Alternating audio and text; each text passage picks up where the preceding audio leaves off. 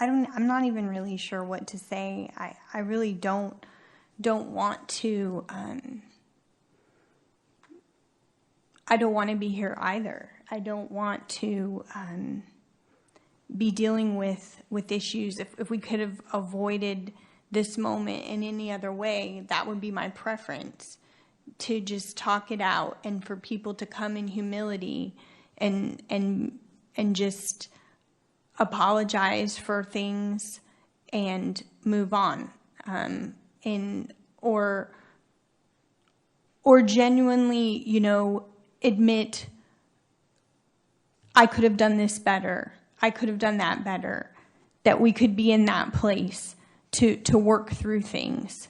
But that's just not the reality of the situation that we have. And that's hasn't been the reality for a very long time. And so we're left with very imperfect resolutions to things that we don't really want to be the model. We don't want it to be this way, but it is what it is. And I certainly, took to heart all of the commentaries from our staff, which people can see some of them, about just work together. Stop fighting. I don't want to fight. I want to work together. And I would have been happy to have you both here in that budget meeting to discuss whatever needed to be discussed. And I felt badly that didn't happen, because I think that as much as we disagree, that we all bring valid points to the table, and that when we hash it out, we come out with a better product, even if it's ugly, even if we may get a little riled up. We still come out with a better product if we all come to the table and work together. And I am sad that if indeed you were afraid that Amy was going to show up with COVID, that you just didn't say something, that you didn't ask, is this what's going to happen? Valuing the collaboration. So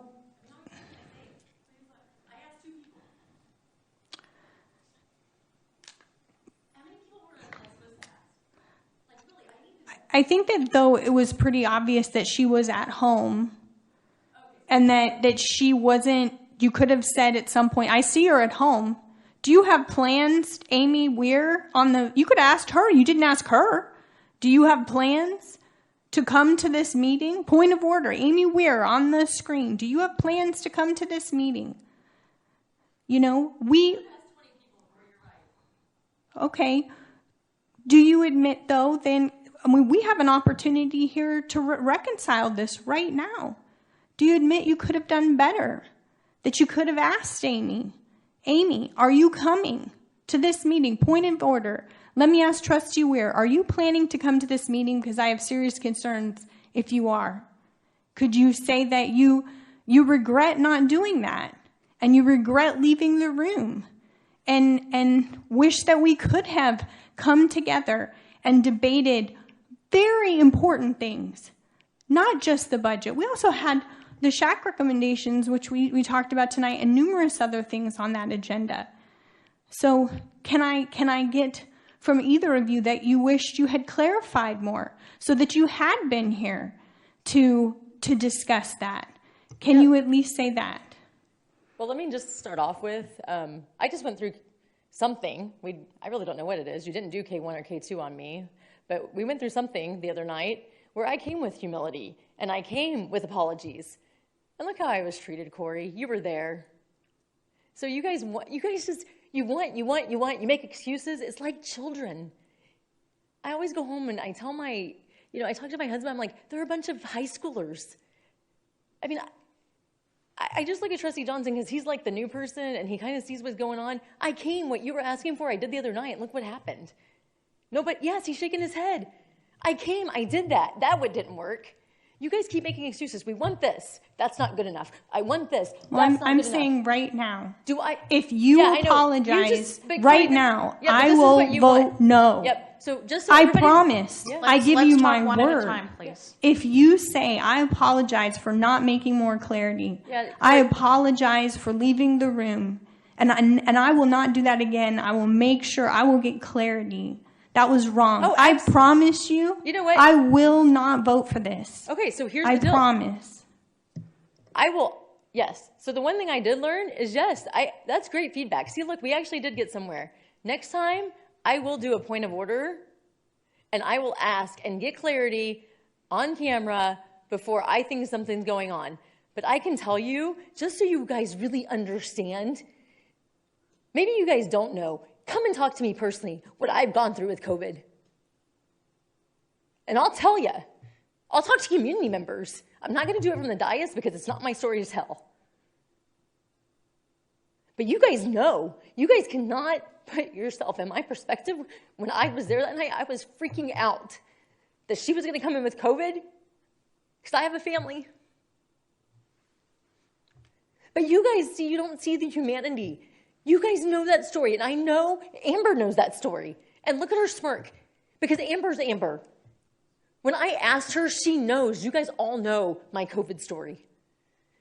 And Amber didn't care, and I couldn't get an answer from the other person. All I saw was fear. Amy was coming in my mind. I didn't need to ask. So if you want to humble myself and be like, hey, Mary, you should have calmed down and not been so emotional about like what you'd gone through with COVID and did a point of order, sure, I learned that. And and in the future, I'll do that. But I think the other lesson we learned here, COVID positive people do not come around me. We don't set up a thing, ever. I don't want to see it anywhere. I'll turn around, I'll walk out. It's where I draw the line. It's the hill I die on for my family. Okay, well, I hear you. Trustee Weston, you could have also asked Amy if she was willing to come, or if she was going to come before. I mean, had you stayed, we would have had quorum. So my question to you is, do you feel badly that you left, that you didn't get clarity, and that will that, are you willing to apologize for that and say in the future, I will make sure to ask because I value our discussion on this dais and having quorum for these important decisions. Yeah, no, I appreciate that. I mean, so for over a year, more than my first year on the board, I don't know that I missed a single meeting. We never had a problem when Amy was president getting a quorum. We never had that problem. That's unique. That's been unique under Amber's. But that's not what I asked. I'm trying to get there. Because what I'm getting to is my commitment to attending board meetings and performing board business is strong. In February of this year, I declined to attend an out-of-town family funeral. My husband and my children went to a funeral for a family member without me. I stayed here to attend the board meeting in February, and then Amber canceled it a couple of hours before it was held for no reason. For no reason. Am I to understand, though, that the reason that you left in this particular meeting because you were angry about previous actions, so you felt in that moment, I'll just leave with her? Because my question was, are you sorry that you didn't gain clarification? Because your reasoning was COVID also. That's what you said now, and that's what you said then. Right. And I'm saying you could have asked Amy, you could have gained clarification. Even if Trustee Bone left, we still would have had quorum if you were here. And she has indicated, and which I am aware of her situation. So my question to you is, do you regret not getting clarity and not ascertaining that information from Trustee Weir that she did not have plans to come to the meeting and thus staying on the dais so we could finish the work Well, I'm trying. Do you I'm trying to regret get that? there. So I'm trying to get there. So my record of attending board meetings at great sacrifice to make sure that board business gets done speaks for itself. I didn't have to attend the meeting and then leave the meeting if it was my goal to not have the meeting. I could have just not come. The fact that I came and I was here demonstrates I came here to attend the meetings and perform the business of the district. I did that. I was here. I attended a 90-minute meeting that evening after it adjourned, and then the next meeting was going to start. When I observed that containment apparatus, I have to tell you, Corey, all of the damage that all of the parents have told me that has been done to their children because of the COVID protocols that were imposed on their children. I don't know if you remember, this time last year, we were having 5 and 6 hours of public comments over masks. And parents looked me in the eyes, and they told me about the damage.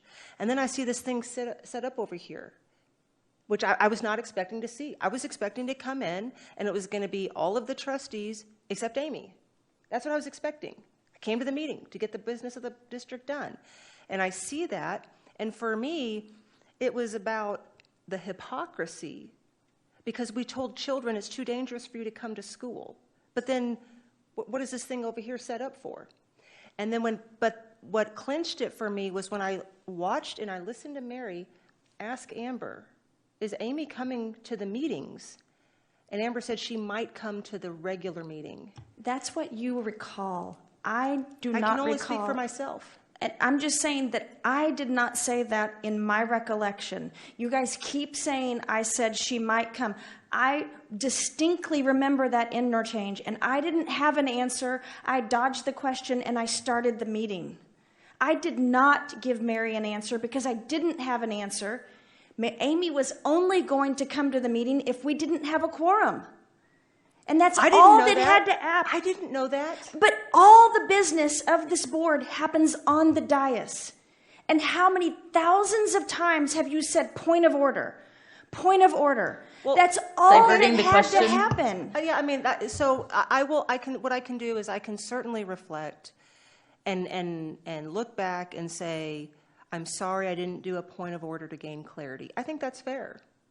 But can I ask, Corey, because this is what's really interesting to me, is that why did Amber not, she's fiddling here with like getting her, like, she can't answer it. 2 of us heard the same thing. I mean, I took a little psychology, and actually 2 people usually can't come up with the same like story like that, like hear the same thing, because if 2 people hear the same thing, it is what it is.